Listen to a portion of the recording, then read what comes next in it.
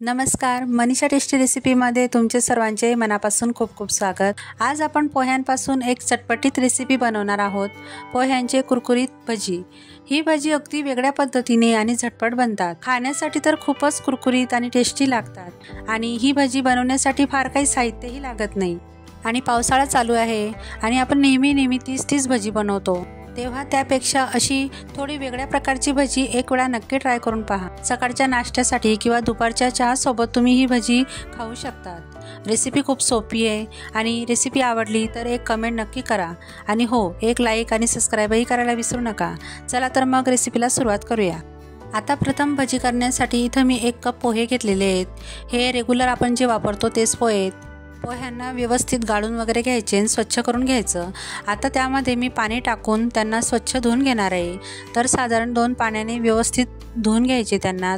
तर बघा, असं काळपट पाणी निघतं धुतल्यानंतर।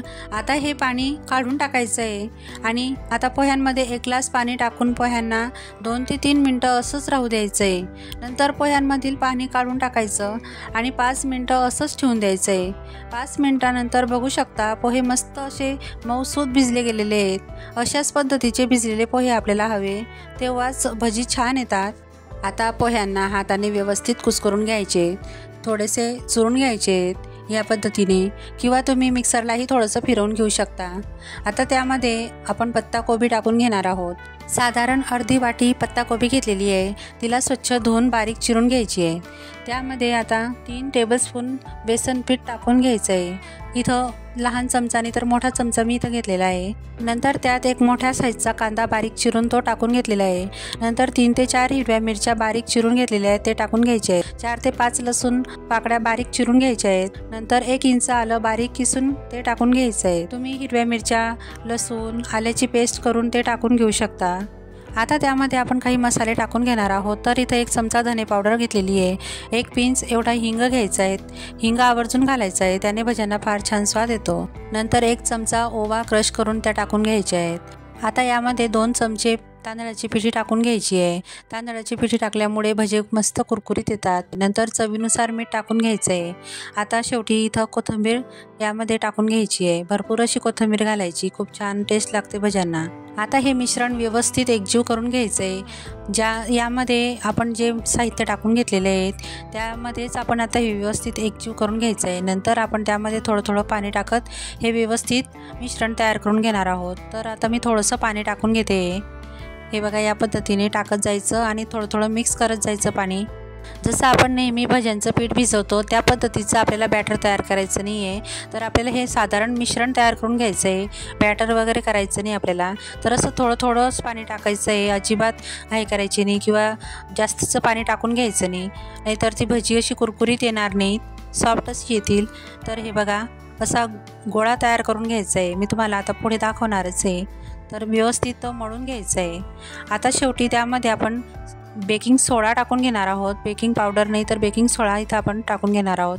तर मी अर्धा चमचा, छोटा चमचा आहे तो टाकून घेतलेला आहे आणि त्यावर थोडंसं पाणी टाकायचं आणि परत हे व्यवस्थित एकजीव मिश्रण करून घ्यायचं आहे। सोडा सगळीकडे आपला असा व्यवस्थित मिक्स झाला पाहिजे।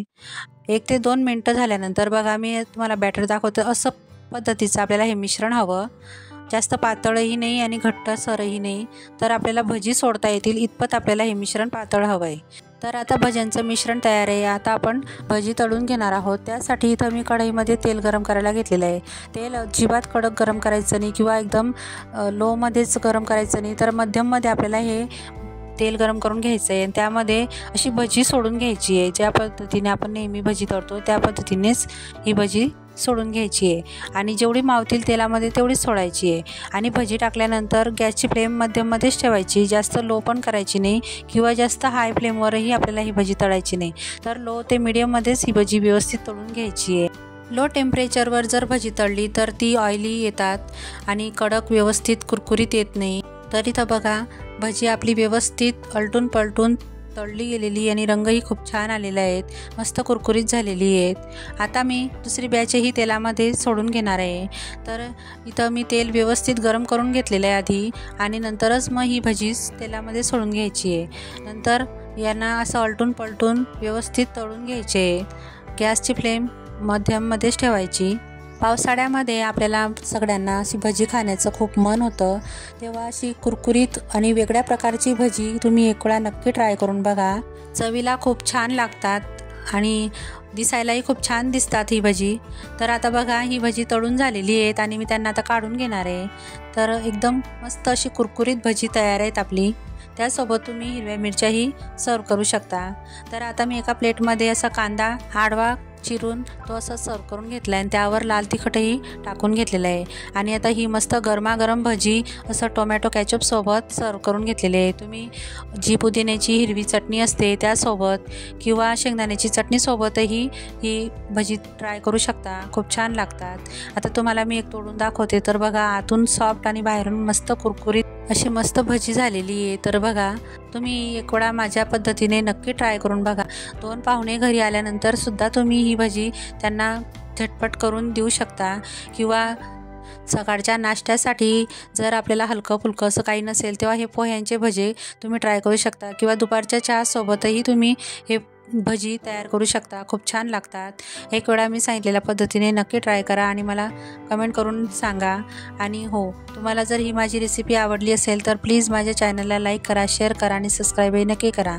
चला तर मग पुन्हा भेटूया अशाच एक नवीन रेसिपीसोबत. तोपर्यंत मस्त खा आणि स्वस्त राहा.